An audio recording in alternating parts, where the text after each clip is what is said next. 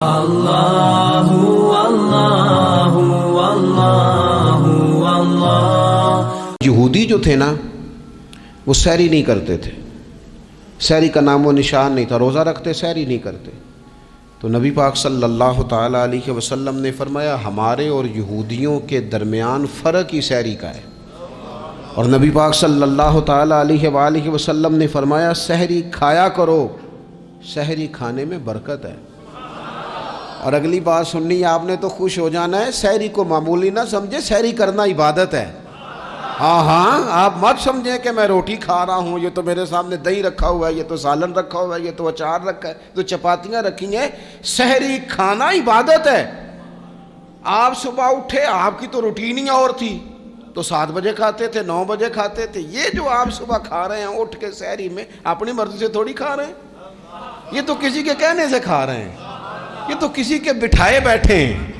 یہ جو سحری کا لنگر ہے یہ رب رسول کی رحمت کے ساتھ عطا ہوتا ہے، یہ کرم ہے، یہ اللہ رسول کے بٹھائے بیٹھے۔ کیا میرے رسول پاک صلی اللہ تعالیٰ علیہ وآلہ وسلم نے بات کھولی ہے، ترغیب و ترہیب میں حدیث ہے، اللہ کرے یہ کبھی چسکا لگ جائے، یہ والا مزہ آ جائے، تو پھر تو گھر میں دسترخوان نہیں بچھا ہوا ہوگا، پھر تو رنگ ہی کوئی اور ہوگا۔ حضور فرماتے اللہ تعالیٰ اور اس کے فرشتے سحری کھانے والوں پر رحمتوں کا نزول فرماتے ہیں۔ کھائی روٹی جا رہی ہے، پکا ہوا کھانا ہے، لیکن حضور فرماتے ہیں رب بھی رحمتیں فرما رہا ہے، اور اللہ کے حکم سے فرشتے بھی رحمتوں کا نزول کر رہے ہیں۔ میں نے خود جا کے جنوبی پنجاب کا وہ علاقہ وزٹ کیا جہاں سیلاب آیا ہے۔ ایک تو اس درد کی شدت کو محسوس کرنے کی ضرورت ہے کہ وہ درد کس طرح کا ہے۔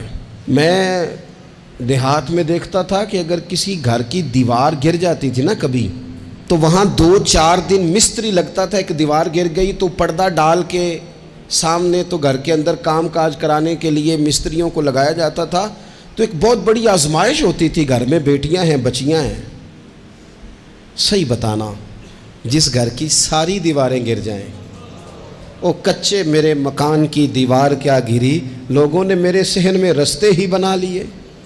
عزیز دوستو، کرب کی اس شدت کو محسوس کریں۔ دیکھیں پنکھے چل رہے ہیں، اچھا ماحول ہے، یہاں بیٹھ کے تبصرہ کرنا کوئی مشکل کام نہیں، لیکن اس درد کی شدت کو محسوس کرنا کہ جب اچانک چھت ہٹ جائے، اچانک چھت ہٹ جائے اور بیٹیوں کا ساتھ ہو اور چھوٹے بچوں کا ساتھ ہو اور بوڑھے اور بیمار ماں باپ کا ساتھ ہو، تو پھر شالہ پردیسی کوئی بھی نہ تھی۔ ایک کک جنہ تو پارے تو تاڑی مار اڈانا باہو اسی تے اگے ہی اڈن ہارے۔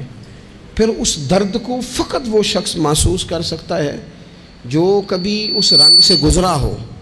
کرائے کے مکان چھوڑنے پڑ جائے نا تو عورتیں روتی ہیں کہ میں یہاں 10 سال رہی ہوں، کیسے چھوڑ کے جاؤں، کرائے کا مکان ہے۔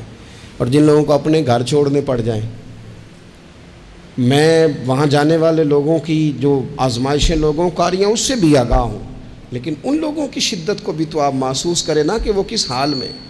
اس لیے ہمارے اندر بہت زیادہ خیر خواہی ہونی چاہیے، بہت زیادہ جذبات ہونے چاہیے۔ یقین کرنا کچھ چیزیں دیکھی نہیں جا رہی، کچھ باتیں سنی نہیں جا رہی، اور کسی نے کہا تھا کہ میری حیات کا افسانہ پوچھنے والے اور کہیں کہیں سے تو یہ قصہ پڑھا نہ جائے گا، یہ مشکل ہے، تیری کتاب بھیگ جائے گی، یہ تیرے لیے مشکل ہے۔ تو ان لوگوں کے درد کو سمجھنے کی ضرورت ہے۔ ایسا نہ ہو کہ آج کل ہمارے جذبات بڑے اچھے ہیں اور پھر کچھ دنوں کے بعد یہ مان پڑنے لگے۔ ہم لوگوں نے کوشش کرنی ہے، میں ان کا درد بھی آپ کے سامنے رکھ رہا ہوں، اور میرا سینہ خوشی سے اس لیے بھی چوڑا ہے، میرے سنگی کافی دن جنوبی پنجاب میں رہے، کل پرسوں سے پھر انشاءاللہ دوبارہ ہمارا وہاں بھی ایک قافلہ رہا۔ میرے کچھ سنگیوں نے ڈیرہ اسماعیل خان میں بھی جا کے کچھ اپنی خدمات پیش کرنے کی کوشش کی۔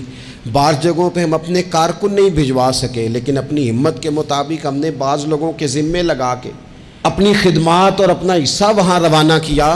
سینہ اس لیے چوڑا ہے کہ غریب سے لے کر امیر تک، عالم سے لے کر تاجر تک، صوفی سے لے کر درویش تک عام نوجوانوں سے لے کر بڑی عمر کے بزرگوں تک، آؤ دنیا والوں میرے ملک کی یہ والی تصویر بھی دیکھو۔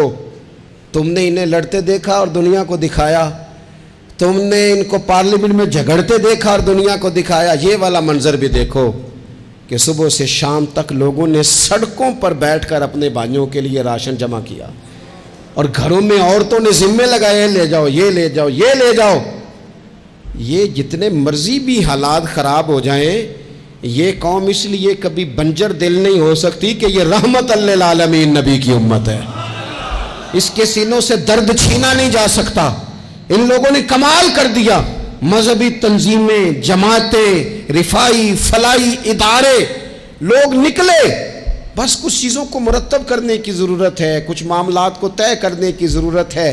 سلام عقیدت پیش ہے ان لوگوں کو جس نے جس حال میں بھی وہاں خدمات پیش کی۔ بس ایک اپیل ہے کہ چلو کبھی ہم سر چھوڑ کے بیٹھ جائیں، بڑے تھوڑے آگے بڑھیں، سر جوڑیں، کس چیز کی کہاں حاجت ہے؟ یہ تو کئی شہر دوبارہ سے آباد کرنے ہیں، یہ تو کئی بستیاں پھر سے آباد ہونی ہیں، ان کے لیے تو ایک لمبی منصوبہ بندی کی ضرورت ہے۔ ہمیں بیٹھنا نہیں ہے، آگے بڑھنا اور آگے بڑھنا ہے۔ وقت فرصت ہے کہاں، کام ابھی باقی ہے، ہمتیں ایک دوسرے کو دلاتے رہنا ہے، آگے بڑھنا ہے۔ پتہ ہے میرے نبی پاک علیہ السلام نے کیا فرمایا؟ یہ صحیح حدیث ہے، اور اس حدیث سے جو درد چھلکتا ہے اسے آپ کبھی محسوس کریں، کبھی ان باتوں کو آپ نچوڑیں تو اس میں آنسو کتنے ہیں۔ حضور فرمانے لگے شیطان مایوس ہو گیا ہے، اب وہ تم سے بتوں کی عبادت نہیں کرا سکے گا، لیکن وہ تمہارے درمیان لڑائیاں کرائے گا، اختلاف پیدا کرے گا، وہ تفریق تمہارے اندر ڈال دے گا، نفرتوں کے بیج بوئے گا۔ عبادت نہیں وہ کرا سکتا، نہ اپنی نہ کسی بت کی۔ مایوس ہو گیا، میری امت بتوں کے سامنے نہیں جھکے گی۔ حضور نے بات یہ صحیح حدیث میں، لیکن اس کے پاس ایک حربہ رہ گیا ہے، تمہیں لڑائے گا، اختلاف پیدا کرائے گا۔ صحیح العقیدہ لوگ بھی آپس میں لڑ پڑتے ہیں، جنگ و جدال کا بازار گرم ہے۔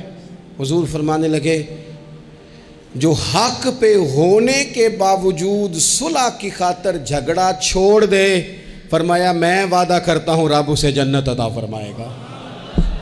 چھوڑ دیں بحث کچھ دیر کے لیے، کچھ دیر کے لیے بحث چھوڑ دیں، رشتے بچا لیں، بحثیں چھوڑ دیں، یار بچا لیں، بحثیں چھوڑ دیں، تعلقات بچا لیں، بحث چھوڑ دیں، تنظیمیں بچ جائیں گی، بحث چھوڑ دیں، آپس میں تعلقات مضبوط ہو جائیں گے، آپس میں بحث چھوڑ دیں۔ اور جتن جتن تے ہر کوئی کھیڈے، کدے ہارن بھی کھیڈ فقیرہ، کدے ہارن بھی تے کھیڈ، کدے ہارن بھی تے کھیڈ فقیرہ، اوے جتن دا مل کوڈی پیندائی، ہارن دا مل ہیرا۔ ہار جاؤ یار، رشتے بچ جائیں گے، ہار جاؤ رشتے۔ بحث ہوئی، طلاق ہو گئی، 3 سال کی بچیاں روتی رہیں، بچے روتے رہے، ماں باپ الگ الگ ہو، ماں باپ کے ہوتے ہوئے یتیموں جیسی زندگی۔ کیوں یہ سارا کچھ ہوا؟ نہ ماں بحث چھوڑتی ہے نہ باپ بحث چھوڑتا ہے، طلاقیں ہو گئی، نقصانات ہو گئے۔ نہیں تو یار ہم 2 قدم پیچھے ہٹو زندگی میں، تعلق بچ جائے گا یار، رشتے بچ جائیں گے۔ بڑا تیار کر کے ہمیں بھیجا گیا ماموں سے لڑنے کو، چاچا سے لڑنے کو، لڑ آئے، وقتی طور پہ جنگ جیت گئے، لڑائی جیت گئی، جنگ جیت گئے، پر ماں بڑھاپے میں روتی رہی۔ اس کا تو بھائیوں کو ملنے کو دل کرتا ہے کہ نہیں؟ وہ وہاں سے آنے والی، اس علاقے سے آنے والی بیبیوں سے پوچھتی ہے، میرے پتر نو نہ دسیں میرے بھائی دا کی حال ہے، کسی سے بات نہ کرنا۔ جنگ جیت گئے ہم، چاچا ہار گیا، ہم جیت گئے، لیکن باپ سڑک پہ کھڑے ہو کے بھائی کو دیکھتا ہے، سڑک بھتیجوں کو دیکھتا ہے۔ جیت گئے نا ہم، لڑائیاں تو ہم نے فتح کی نا، چلو رشتوں کا کیا ہے؟ رشتے ٹوٹ گئے، تعلق ٹوٹ گئے، بحث نہیں ہم نے چھوڑی۔ آپ یقین کریں لوگ مشائخ سے بحث کرنے آ جاتے ہیں، پیران عظام اور اپنے اساتذہ سے بحث کرتے ہیں۔ میں نے زندگی میں کبھی، ایمانداری سے بتاتا ہوں میرے سنگیوں، میں نے کبھی اپنے کسی استاد سے بحث نہیں کی، کبھی نہیں کی، کسی صورت نہیں کی۔ سہ وار چڑھی کوٹھے تے سہ وار میں اتری، متاں والے مینو متاں دیندے تے میری متاں نے مت ماری، جتنا میں علاج کراواں اُنی ودی جائے بیماری، چل ہوں تو ماہی کول بلا لے وے توں جتیا میں ہاری، توں جتیا تے میں چل ہوں تو کول بلا لے، میں ہار گئی تو صلح کر لے، ختم ہو گئی بات۔ ایک جملہ ہی تھا نا جس سے چل ہوں تو مینو کول بلا لے، توں جتیا تے میں ہاری۔ چلو یہ تعلق بچ جائیں گے، ربط ہمارا بچ جائے گا، لیکن نہیں بچاتے، صرف اپنی زبان کا ذائقہ پورا کرتے ہیں، اس سے بات